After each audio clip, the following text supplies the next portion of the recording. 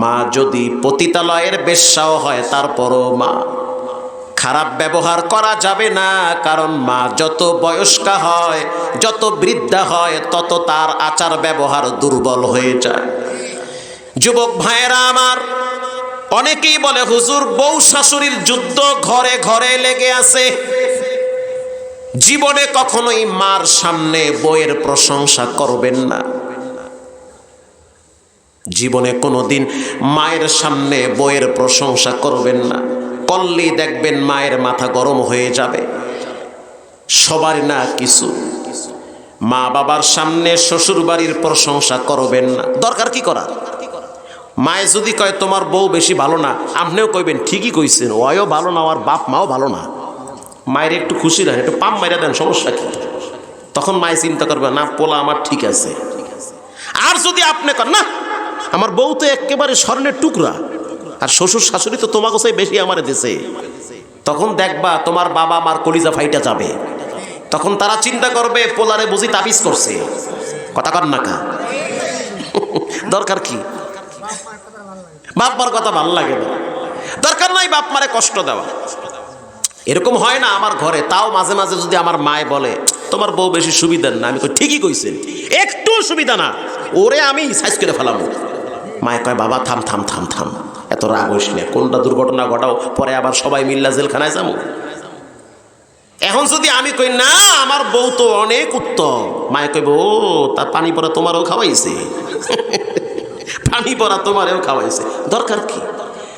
মহিলাদেরকে খুশি করতে বেশি কিছু লাগে না। আমি তো মাঝে মাঝে কিছু হাদিয়া নিয়ে মায়েরে গিয়ে বলি যে তোমার বৌমা দিছে, অথচ দেয় নাই। হ্যাঁ, তখন স্ত্রীর প্রতি আমার মায়ের ভালোবাসা বেড়ে যায়, ঠিক না ব্যাঠি? মাঝে মাঝে দেখা গেল স্পেশাল কিছু হাদিয়া নিয়ে যায়, এই নাও হুমায়রার মা তোমারে দিছে। আই হাই কয় কি, কয় কি? হ্যাঁ দিছে তোমারে। তখন তার প্রতি ভালোবাসা বাড়ে। আবার মাঝে মাঝে রাস্তা থেকে কিছু হাদিয়া হুদিয়া কিনা ম্যাডাম রে নিয়ে বলি ধরো তোমার শাশুড়ি দিছে, ও কপাল দিয়ে খুলে গেছে আমার, ঠিক না ব্যাঠি? তো স্ত্রীকেও খুশি রাখতে হবে, মাকেও খুশি রাখতে হবে। এই দুই জায়গায় ঠান্ডা মাথায় যদি আপনি অবস্থান না নেন, তা না হলে আপনার জীবন তেজপাতা হয়ে যাবে বউ শাশুড়ির যুদ্ধে, ঠিক না ব্যাঠি? মা বউকে বলবেন যে দেখো তুমি কিছু মনে করিও না, তুমি কিছু মনে করিও না, যা কইছি কইছি, ওটা মায়ের একটু খুশি রাখছি, তোমার মতো বউকে আমি জীবনে পামুনি, তুমি কি মনে করছো?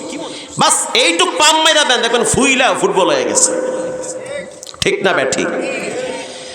প্রিয় ভাইয়েরা আমার, উফিউ ওয়ালা তানহারুহুমা ওয়া কুল লাহুমা কাওলান কারীমা। তোমার মায়ের ভাষা খারাপ, খবরদার তোমার ভাষা খারাপ করবা না। তোমার মায়ের মেজাজ গরম সত্য, তোমার মেজাজ গরম করবা না। কাওলান কারীমা, কাওলান লাতীফা, কাওলান জামিলা। সুন্দর ভাষা ব্যবহার করবা, নরম নরম শব্দ ব্যবহার করবা। এই দুইটা জায়গা হলো গুরুত্বপূর্ণ জায়গা। মায়ের সাথে বেয়াদবি করলে মৃত্যুর টাইমে জবানে কালেমা আসবে না। এমনকি 1400 বছর আগে রাসূলুল্লাহর সাহাবী আলকামার মুখেও কালেমা আসে না। যখন মা ক্ষমা করে দিছে, আলকামার মুখ থেকে কালেমাটা বের হয়ে গেছে। পৃথিবীর মানুষ শুনে নাও, উয়ুনুল হিকায়াতের কিতাবে আসছে, পৃথিবী বিখ্যাত একজন মুহাদ্দিস যার নাম হলো মালিক ইবনে দিনার। আল্লাহু আকবার। কে সেই মালিক ইবনে দিনার? মুহাদ্দিসুল আসর। হজ করার জন্য মক্কা শরীফে গেছে। ওটা হলো পাগলদের মিলন মেলা। পাগল মানে কোন পাগল? দুনিয়ার পাগল না আল্লাহর পাগল? আল্লাহর পাগল। সাদা কাপড় পেঁচাইয়া কাবার চতুর্দিকে পাগলের মতো লাব্বাইকের আওয়াজ দেয় আর বলে রব্বুল আলামিন, আমি ফকির, তুমি ধনী, জীবনের গুনার গাট্টি মাথায় নিয়া তোমার ঘরে আসছি। কারো ঘরে গিয়া যদি ক্ষমা চায়, সে তো আর ক্ষমা না কইরা পারে না। কথা কন না?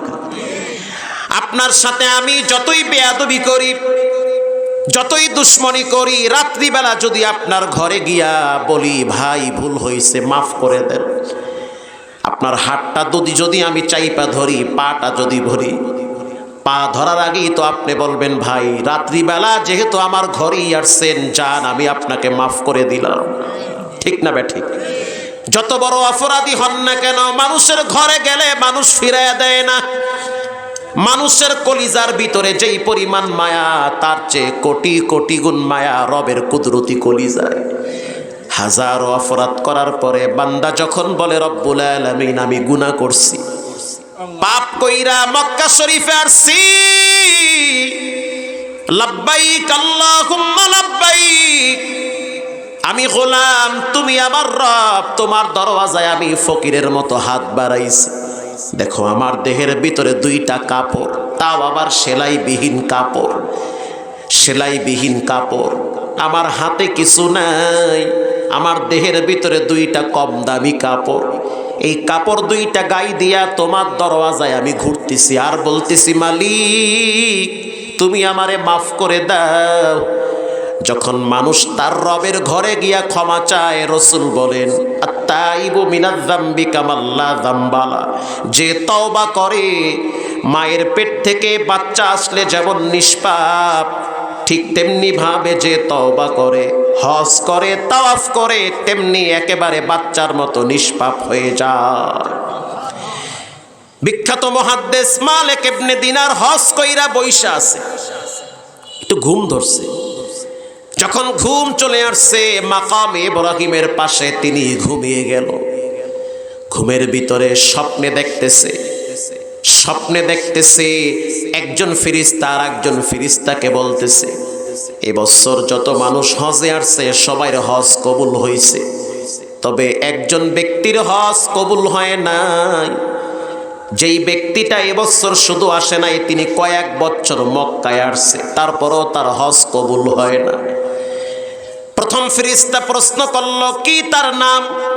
দ্বিতীয় ফেরেশতা উত্তর দিল, তার নাম হলো মুহাম্মদ বিন হারুন আল বলখি। তার বাড়ি কোথায়? বলে তার বাড়ি হলো বাগদাদে। তিনি এখন কোথায় আছে? বলে তিনি এখন হজের সফরে আছে। কোথায়? বলে তাঁবুর ভিতরে আছে। প্রথম ফেরেশতা বলল, দেখতে কেমন? বয়স্ক? বলে হ্যাঁ, অনেক বয়স হয়েছে, 60 বছর বয়স। এই কথার ভিতরে মালিক ইবনে দিনারের ঘুমটা ভেঙ্গে গেল। স্বপ্ন তো স্বপ্নই, স্বপ্ন কখনো কখনো বাস্তব হয়, কখনো কখনো বাস্তব হয় না। স্বপ্ন কখনো কখনো রব্বুল আলামিন মানুষকে সংকেত দেয়। যেমন কবরবাসী যদি আপনারে ডাকে, বুঝতে হবে তাদের জন্য কিছু হাদিয়া পাঠানো দরকার। কথা কন না কেন? আপনার মা যদি আপনারে ডাকে, আসো বাবা, আপনার মৃত বাপ যদি আপনারে বলে, ও সন্তান আয় আমার সাথে একটু দেখা কর, বুঝতে হবে বাবাই কিছু চাইতেছে। কি চাইতেছে? দুরূদ শরীফ চায়, জিকির চায়, বাবার জন্য আল্লাহর কাছে ক্ষমা চায়, বাবার জন্য 10টা টাকা সাদাকা চায়। আল্লাহু আকবার। দেন, ফালায়া দেন 100 টাকা, ফালান 1000 টাকা আব্বার জন্য। আপনি দিবেন না তো দিবে কে আপনার বাবার জন্য? মালিক ইবনে দিনার ঘুম ভাঙ্গার পরে তিনি রাত্রি বেলায় চলে গেল বাগদাদের তাঁবুতে। বাগদাদের তাঁবুতে যাওয়ার পর, তার মানে হজের সফরে গেলে ওই যুগে তাঁবু ভাগ করা আছে। এই তাঁবুটা হলো বাগদাদের, এই তাঁবু হলো ইয়ামেনের, এটা হলো দামেস্কের, এটা ইউরোপ থেকে আসছে। যে যেই দেশের ওই দেশের তাঁবু আছে না নাই? যেমন আমরা বাঙালিরা হজে গেলে কোথায় থাকি, কোথায় খাই, আমাদের নির্দিষ্ট কিছু জায়গা, হোটেল আছে না নাই? ওই সময়ও ছিল। মালিক ইবনে দিনার চলে গেল সেই তাঁবুর ভিতরে, গিয়া দেখতে আছে সবাই ঘুমিয়ে আছে। একজন তাঁবুর গেটের সামনে দাঁড়ায়া পাহারা দিতেছে, তার নাম হলো মুহাম্মদ বিন জুবায়ের। সালাম দিল, সালাম দেওয়ার পর প্রশ্ন করলো, ভাই তোমার নাম কি? বলে আমার নাম মুহাম্মদ বিন জুবায়ের। এই তাঁবুর ভিতরে যারা আছে তাদের বাড়ি কোথায়? বলে সবাই আসছে বাগদাদ থেকে। তুমি কেন পাহারা দাও? বলে সবাই তো ঘুমায় গেছে, আমাকে পাহারার দায়িত্বে রাখছে। তো আমি জানতে চাই, এই তাঁবুর ভিতরে মুহাম্মদ বিন হারুন আল বলখি এমন কোন ব্যক্তি আছে নাকি? যুবক তাকায় রইছে। মালিক ইবনে দিনার আবার প্রশ্ন করলো, যুবক শুনে নাও, মুহাম্মদ বিন হারুন আল বলখি এই তাঁবুর ভিতরে আছে নাকি? বলে হ্যাঁ আছে, তবে তাঁবুতে নাই। সে এখন জাবালে আবু কুবাইস পাহাড়ে দাঁড়ায় দাঁড়ায় নামাজের ভিতরে আল্লাহর কোরআনের তেলাওয়াত করে। এটা তার প্রতিদিনের আমল। 10টা থেকে 2টা পর্যন্ত ঘুমায়, 2টা থেকে 2:30 পর্যন্ত উজু বানায়, 2:30 থেকে 3টা 4টা 5টা পর্যন্ত 2.5-3 ঘন্টা নামাজে দাঁড়ায় দাঁড়ায় কোরআন তেলাওয়াত করে, আর তার চোখের পানি বায়া বায়া পড়ে। তাকে দেখার জন্য চিহ্ন হলো তার একটা হাত নাই, তার চোখের নিচে কালো কয়েকটা দাগ আছে। এটা দেখলেই চিনবেন তার নাম হলো মুহাম্মদ বিন হারুন। প্রশ্ন করা হইল, মুহাম্মদ বিন হারুন কেমন মানুষ? যুবক জবাব দিল, আমার তো মনে হইতেছে এ যুগের একজন শ্রেষ্ঠ আল্লাহর ওলি। মালিক ইবনে দিনার কয় কি?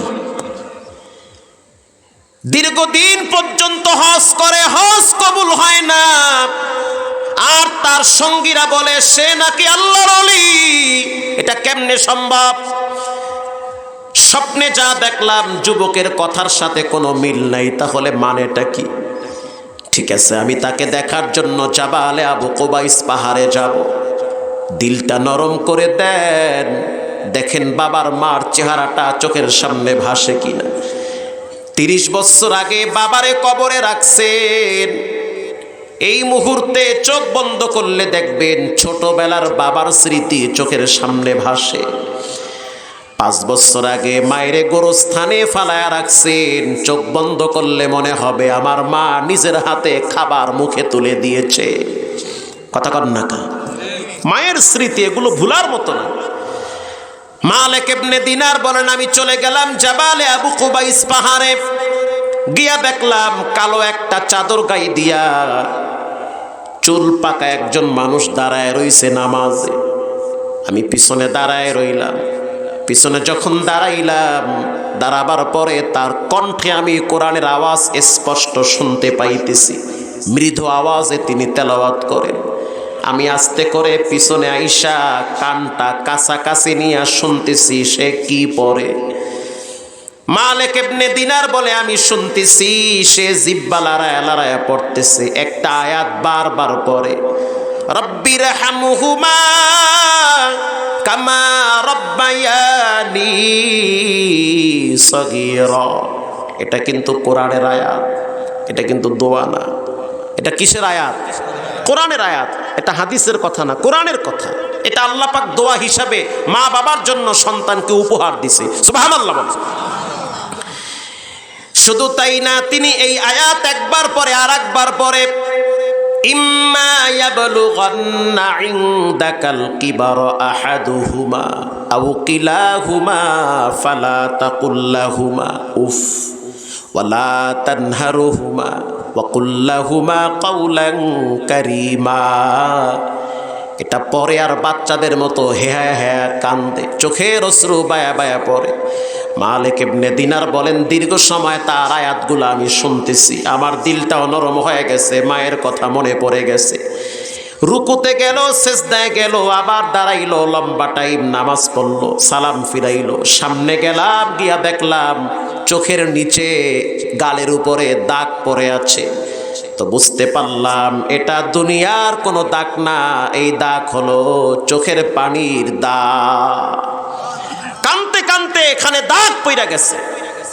হাদিসে আসছে কিয়ামতের ময়দানে কিছু মানুষ কানতে কানতে চোখে পানি থাকবে না, রক্ত বায়া পড়বে, তারপরও লাভ হবে না। কেন আমি নামাজ ছাড়লাম?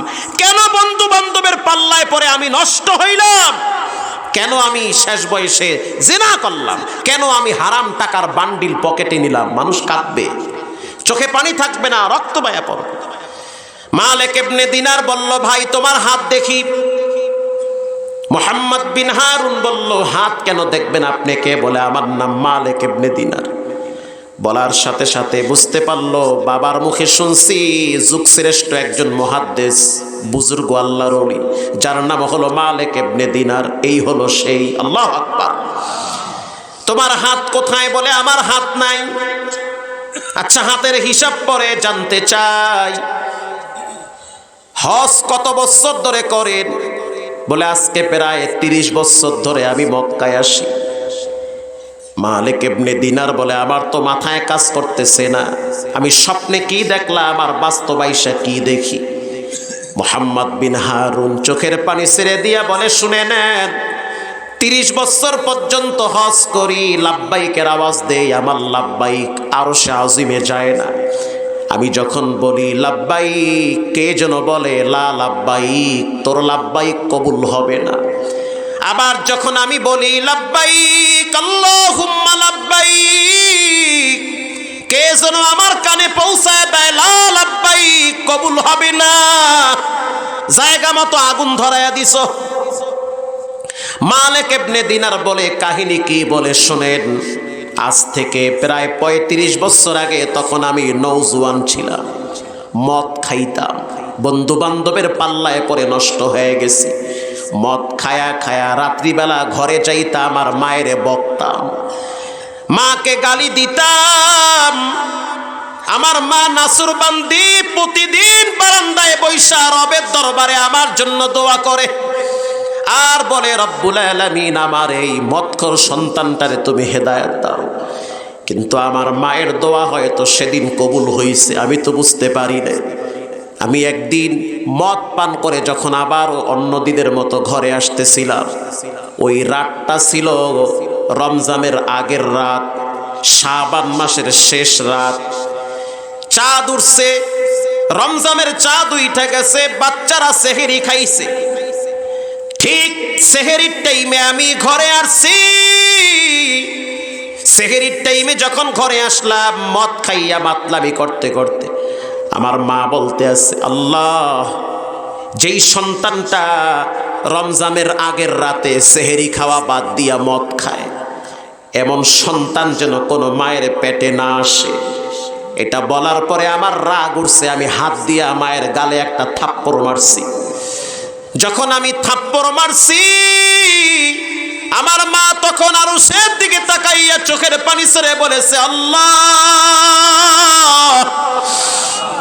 তুমি তো জানো এই নরম হাতে আমি কতদিন চুমা খাইছি, আজ আমার ছেলের হাতটা শক্ত হয়ে গেছে। অথচ এই শক্ত হাত দিয়া যখন আমার আঘাত করছে, আমি তো সহ্য করতে পারি। রব্বুল আলামিন ওর শাস্তি দুনিয়াতে না দিয়া কবরে নিবা না। আমার রাগ উঠে গেছে, মায়েরে ধইরা আমি চুলার ভিতরে ফালাইয়া দিছি। যেই চুলায় ফালাইছি, চুলাটা অনেক বড় ছিল, গম সিদ্ধ করার চুলা ছিল। ওটার ভিতরে মানুষ কেন, হাতিও জ্বালায়া পুরায়া ফালাইবে। আমি আমার মাকে গরম চুলায় ফালাইছি। আমার মা মুহূর্তের ভিতরে কয়লা হয়ে গেছে। আমি তো মদ খাইয়া মাতাল ঘুমায় গেলাম। সকালবেলা মানুষজন দেখি বাড়ি ভরা, বাচ্চাদের দেখতেছি, বাচ্চারা বলতেছে, এমন মায়ের সন্তান যে কিনা মায়ের থাপ্পড় মারছে। শুধু থাপ্পড় না, নিজের হাতে মায়ের আগুনে পুইরা ফেলাইছে। প্রিয় ভাইয়েরা আমার, মা দুনিয়ার থেকে বিদায় হয়ে গেল। আমার যখন বোধোদয় হয়েছে, স্মৃতিশক্তি যখন ফিরে আসছে, তখন আমি অনুতপ্ত হয়েছি, কেন আমি কাজটা করলাম। আমার স্ত্রী আমাকে বলল, আমাকে তালাক দিয়ে দাও, আমি তোমার সংসার করব না। আমার বাচ্চা ছিল দুইটা বাচ্চা বলল, তোমার জীবনে আব্বা বলে ডাকবো না। এত বড় অপরাধ তুমি দাদির সাথে কেন করলা? স্ত্রী চলে গেছে, বাচ্চারাও চলে গেছে, আল্লাহর বিচার শুরু হয়ে গেছে। স্ত্রী চলে গেছে ডিভোর্স নিয়া, সন্তানরা চলে গেছে আমারে ছাইরা। আমি তখন কি করব? অনুতপ্ত হয়ে ঘরে একটা কুড়াল ছিল, কুড়ালটা আইনা হাতে আঘাত কইরা হাতটা ফালাইয়া দিছি। 50,000 দিরহাম ছিল, পুরাটা আল্লাহর রাস্তায় ব্যয় করছি। এরপরও আমার হজ কবুল হয় না। মায়ের কবরের পাশে দাঁড়াইয়া কান্দি, আমার চোখের পানি আল্লাহ ছাড়া কেউ দেখে না। মনের ভিতরে যেই কষ্ট কারো কাছে বলতেও পারি না, সহ্য করতে পারি না। ও মালিক, আমি কি করব? কার কাছে যাব? মালিক ইবনে দিনার বলল, একটা কাজ করো, তুমি মক্কায় কয়দিন আছো? বলে আমার তো সময় শেষ, আমি দেশে যাব। বলে একটা কাজ করো, তুমি নবীজির রওজার পাশে গিয়া নবীরে সালাম দাও। এরপরে তুমি তোমার কষ্টের কথাগুলা রাহমাতুল লিল আলামিনের কদমের কিনারায় বসে বলো, কারণ আল্লাহর হাবিব জিন্দা। আল্লাহু আকবার। চলে গেল সেই মদিনার রওজার আতাহারে, কবরের কিনারায় দাঁড়ায়া, রওজার পাশে দাঁড়ায়া চোখের পানি ছেড়ে কাঁদলো, দোয়া করলো, সালাম দিল, দুরূদ শরীফ পড়ল, কষ্টের কথা বলল। একটা পর্যায়ে রিয়াজুল জান্নার ভিতরে ঘুমায় গেছে। স্বপ্নে দেখতেছে, ও মুহাম্মদ বিন হারুন, রব্বুল আলামিনের পক্ষ থেকে তোমার জন্য ক্ষমার ঘোষণা। তবে কিয়ামতের দিন আল্লাহ রাব্বুল আলামিন তোমার মাকে তোমার পাশে দাঁড় করাবে, আর তোমার পায়ের ভিতরে জাহান্নামের ফেরেশতারা শিকল লাগাবে, মায়ের পাশ দিয়া টানতে টানতে জাহান্নামে নিবে। রব্বুল আলামিন মায়ের কলিজায় তোমার ভালোবাসা বাড়ায় দিবে। তখন মা চিৎকার মেরে বলবে, আল্লাহ, আমার মুহাম্মদ বিন হারুনকে আমি মাফ করে দিয়েছি। যখন মা বলবে মাফ করছি, তখন রব ঘোষণা দিবে, যাও এর জান্নাতে পৌঁছায়া দাও। এজন্য ভাইয়েরা আমার, রাত অনেক হয়ে গেছে, আবার ঢাকায় যেতে হবে। পাক্কা নিয়ত করে নেন, জীবনে কোনোদিন মায়ের সাথে বেয়াদবি করব না, নামাজ ছাড়ব না, আল্লাহর সাথে শিরিক করব না, আব্বা আম্মার সাথে বেয়াদবি করব না। দিলটা যদি ভালো থাকে, তওবার নিয়াইতে দুইটা হাত আল্লাহকে দেখায়া দাও। নারায়ে তাকবীর। আয় আল্লাহ, হাতগুলা জীবনে একবার বাইতুল্লাহর কালো গিলাফের সাথে লাগায় দেন, বলেন আমিন। গোরস্থানে অনেকের আব্বা আম্মা ঘুমিয়ে আছে, ঠকবেন না, বিশ্বাস করেন। আমি কোরআন সাথে নিয়ে বললাম, একটু ঠকবেন না। যদি সামর্থ্যবান কেউ থাকেন, হুজুর আমি আব্বা আম্মার জন্য 1000 টাকা ফালায়া দিলাম, আজকে আমার টাকা আছে, খাওয়ার মানুষ নাই, সুখের দিনে সন্তান আছে, বিবি আছে, কষ্টের দিনে বাবার লাশ পার্কিংয়ের জায়গায় ফালায়া ছেলে মেয়েরা 5 তলার বিল্ডিংয়ে বৈশা ফ্ল্যাট হিসাব করে কে কয়টা ফ্ল্যাট পাবে।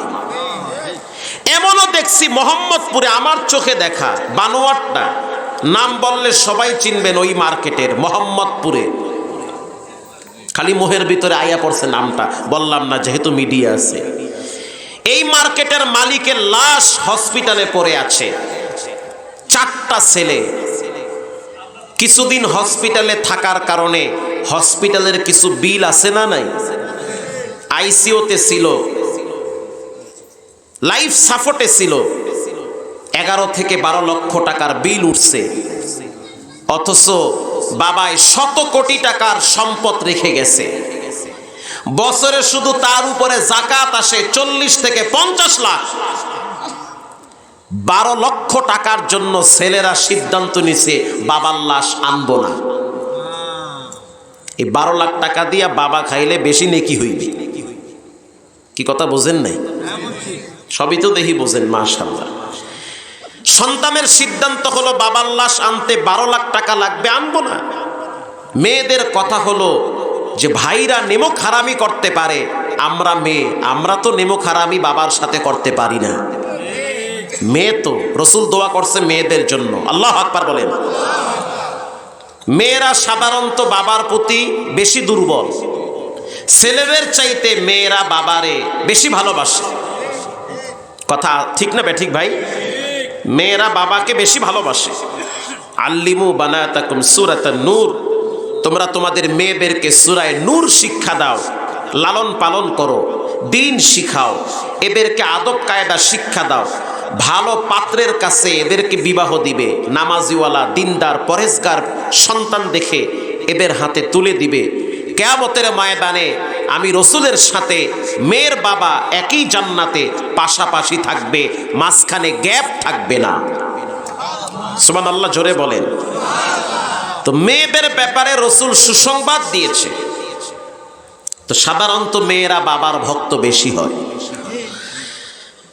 তো মেয়েরা হাতের রুলি আর কানের বালা এগুলো বন্ধক রেখে বাবার লাশ বাড়িতে নিয়ে মাটি দেশে কেরানীগঞ্জে, ছেলেরা কাছে যায় নাই। এই তো সম্পদ, এই তো টাকা, এই তো ক্ষমতা, এই তো বিল্ডিং, সব রাইখা খালি হাতে গেছে। এবার কিয়ামতের ময়দানে সন্তান মা বাবার বিরুদ্ধে আল্লাহর আদালতে নালিশ করবে, মামলা দায়ের করবে। রব্বানা আতিহিম দিফাইনি মিনাল আযাবি ওয়ালআনহুম লা'নান কাবীরা।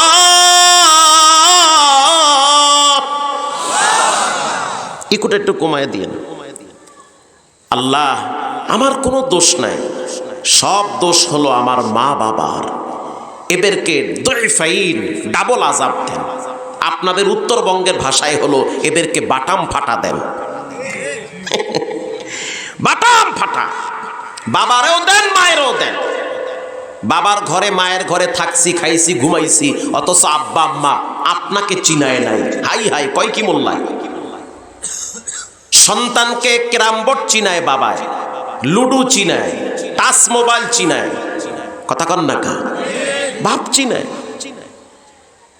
সন্তানকে বাবায় হারমোনিয়াম চিনায়, তবলা চিনায়, গিটার চিনায়, একতারা চিনায়, দোতারা চিনায়, অথচ বাবায় সন্তানকে রব চিনায় না, রসুল চিনায় না, কোরআন চিনায় না, ইসলাম চিনায় না, মসজিদ চিনায় না, গোরস্থান চিনায় না, কেবলা কোন দিকে সেটা বাবা সন্তানরে চিনায় না। সন্তানকে নামাজ চিনায় না, রোজা চিনায় না, হজ চিনায় না, যাকাত চিনায় না। একটা টাইমে দেখা যায় ওই সন্তান মা বাবাকেও চিনতে চায় না, চিনে না। এজন্য রব্বুল আলামিন কোরআনের ভিন্ন এক আয়াতে বলেন, ইয়াউমা লা ইয়ানফাউ মালু ওয়ালা বানুন। কিয়ামতের দিন মাল কাজে আসবে না, সম্পদ কাজে আসবে না। এই আয়াত পড়ার পরে আমার মাথায় ঢুকছে যে টাকা পয়সা আল্লাহ যাই দেয় এগুলো নিয়ে কবরে যাওয়া যাবে না। এজন্য সিদ্ধান্ত নিছি ঢাকায় একটা জায়গা কিনবো প্রতিবন্ধীদের জন্য, যারা ওখানে থেকে কোরআন শিখে হাফেজ হবে, মানুষের কাছে হাত পাতা লাগবে না। আল্লাহ শুকরিয়া, সারা জীবনের উপার্জন দিয়া 1,20,00,000 টাকা দিয়া একটা জায়গা কিনছি প্রতিবন্ধীদের জন্য। আমি মরার পরে ছেলেমেয়েরা টাকা পয়সা আর সম্পদ নিয়ে খামসি করবে না। যার যার পায়ে দাঁড়ায়া যার যার মতো রেজেকের তালাশে বের হও, রবের কাছে সাহায্য চাও। ইয়াউমা লা ইয়ানফাউ মালু ওয়ালা বানুন। আল্লাহ বলেন মাল কাজে আসবে না, সন্তান কাজে আসবে না। ইল্লা মান আতাল্লাহ বিকলবিন সালিম।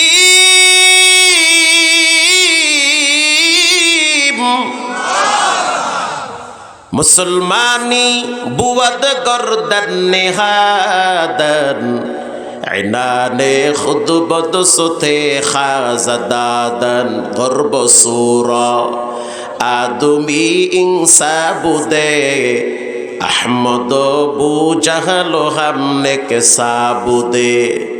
আদমিরা আদমিয়াত লাযিমাস্তুউদেরা গরচুনা বাশদ হাই জমা। চেহারার নাম মানুষ না, মনুষ্যত্ব ভিতরে না থাকলে সে মানুষ না, সে পশুর চেয়েও নিকৃষ্ট। কুত্তা কুত্তার কাছে নিরাপদ থাকে, মানুষ মানুষের কাছে নিরাপদ থাকে না, কোপায়া মাইরা ফেলায়। যেই বাসায় আমারে বসাইছে ওই বাসায় একটা কুত্তা আছে, কুত্তাটার রাগ খুব বেশি, চেহারা টেহারা খারাপ না, শরীরে বাপ আছে। কুকুরের মালিক ওই যে ভাই আমাকে দাওয়াত দিচ্ছে, আমরা যখন ঢুকছি কুকুর দেখলাম গরম হয়ে গেছে। যখন মালিক বলল চুপ করো, সাথে সাথে কুত্তাটা মাথা নত করেছে। কুত্তা মানুষের কথা শুনতে বাধ্য। মানুষ মানুষের প্রতি দয়া হয় না, নিজের ভাই ভাইকে হত্যা করে, স্ত্রী স্বামীকে হত্যা করে, বাপ সন্তানকে হত্যা করে। দুনিয়া হলো স্বার্থপরের জায়গা। স্বার্থে আঘাত লাগবে, দল থেকে নাম কাটবে, শুধু নাম কাটবে না, মামলা 13টা দিয়া জেলখানার বারান্দায় ঘুরাবে। এটাই দুনিয়া। ইয়াউমা লা ইয়ানফাউ মালু ওয়ালা বানুন ইল্লা মান আতাল্লাহ বিকলবিন সালিম।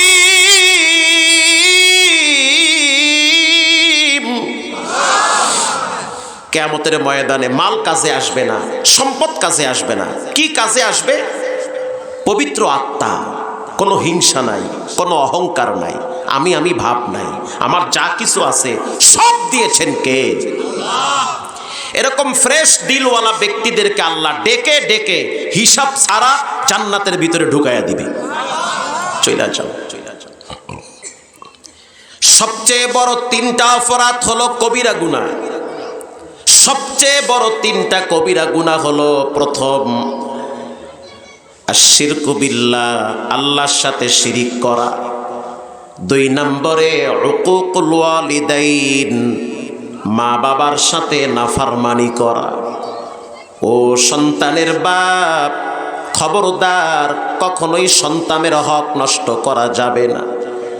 সন্তানের অধিকার যেমন বাবার উপরে আছে, বাবার অধিকার তেমন সন্তানের উপরে আছে।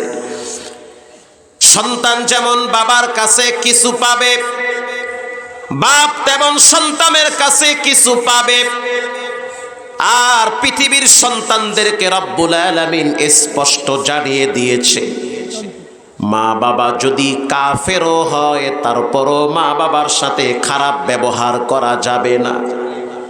মা বাবা যদি সমাজের সবচেয়ে খারাপ মহিলা হয়, খারাপ পুরুষ হয়, তারপরেও মা বাবা তাদের সামনে মাথায় ঝাঁকি দিয়া কথা বলা যাবে না।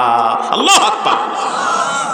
আগুনের মতো, আগুন দিয়া যেমন ভাত পাকায়া খাওয়া যায়, আগুন দিয়া যেমন তরকারি পাকাইয়া খাওয়া যায়, আগুন দিয়া যেমন কাচ্চি বিরিয়ানি পাকায়, তবারক পাকায়।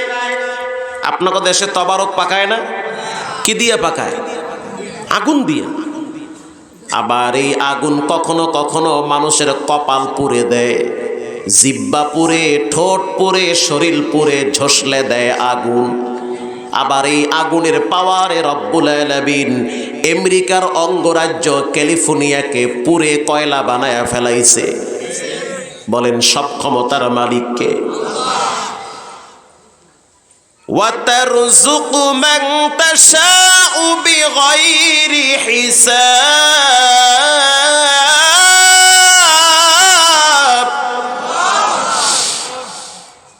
আল্লাহর প্রতি যদি পূর্ণ আস্থাশীল হন, রবের প্রতি যদি মাথা নত করেন, বিনয়ী হন, হিসাব ছাড়া রেজেক দিবেন একজন, তিনি হলেন কে? আর রেজেক পাওয়ার মাধ্যম হলো মা বাবা। একজন সাহাবী এসে বলল, হুজুর হুজুর, আমি একটু জানতে চাই আমি টাকা পয়সা কোথায় ব্যয় করব? বুখারীর হাদিস। টাকা পয়সা কোথায় ব্যয় করব? নতুন চাকরি পাইছি, মাস শেষ বেতন পাইছি, চকচকা নোট আমার পকেটে আসছে। যুগের ভাষা বুঝাই, চকচকা নোট। নোট বুঝেন তো? কি নোট? কি টাকা পকেটে আসছে, এটা কোথায় ব্যয় করব? নতুন গাছে ফল আসছে, বিক্রি করছি, টাকা আসছে পকেটে। খেজুর বিক্রি করলাম, টাকা আসছে পকেটে। জমজমের পানি পান করাইছি, কিছু হাদিয়া আমারে দিছে সিরিয়ার বাসিন্দারা। ওগো আল্লাহর হাবিব, এই যে টাকা পয়সা আমার পকেটে আসলো, এটা আমি কোথায় ব্যয় করব? আল্লাহর হাবিব চুপ, কথা বললেন না। কারণ রসুল নিজের থেকে কিছু বলে না, রসুল যা কিছু বলে একজনের পক্ষ থেকে বলে, তিনি হলেন কে? আল্লাহ যা বলে রসুল তাই বলে। জিবরাইল আইসা বলতে আছে, আল্লাহর হাবিব, আপনি আল্লাহর দিকে তাকাইয়াছেন যে যুবককে কি বলবেন? রব্বুল আলামিন কোরআনের আয়াত আমার মাধ্যমে আপনার কাছে পৌঁছে দিয়েছে, ওহী চলে আসছে। ইয়াসআলুনাকা মাযা ইউনফিকুন, টাকা পয়সা ব্যয় করব কোথায়? আল্লাহ বলে, নবী আপনি জানায়া দেন, কুল মা আনফাকতুম মিন খায়রিন ফালিল ওয়ালিদাইনি ওয়াল আকরাবিন। টাকা পয়সা ব্যয় করার প্রথম খাত হলো মা আর বাবা। সুবহানাল্লাহ বলেন। যুবক ভাইরা, নতুন যখন ইনকাম করবা তোমার টাকা মসজিদ মাদ্রাসায় পরে আগে দিবা মা বাবাকে। কথা আস্তে বলবেন না জোরে বলেন। তোমার মা বাবা আগে হকদার, কষ্ট করে তোমাকে তারাই বড় বানিয়েছে। মানুষকে 5 লাখ টাকা খাওয়াইলে যেই নেকি না হবে, মাকে একটা আপেল খাওয়াইলে তার চেয়ে বেশি নেকি হবে। মাকে খাওয়ান, আব্বাকে খাওয়ান। যদিও আমি সূরা আসর তেলাওয়াত করছি, কিন্তু আমি ওই বিষয়ে আলোচনা করব না। যদিও আমি ঈমান আর আমল সম্পর্কে আলোচনা করার ইচ্ছা ছিল, এই জন্য আমি আয়াত তেলাওয়াত করছি, কিন্তু আমার মাথায় কেন জানি একটা হাদিস ঢুকে গেছে। একটা হাদিসে রাসূল 3টা কথা বলছে। এই 3টা কথার উপরে আমি আপনাদের সামনে কিছু আলোচনা করব। আপনারা কি ধৈর্যের সহিত থাকবেন? আল্লাহ আপনাদেরকে শেষ পর্যন্ত থাকার তৌফিক দান করুন। সবচেয়ে বড় কবিরা গুনাহ হলো মা বাবার সাথে নাফরমানি করা।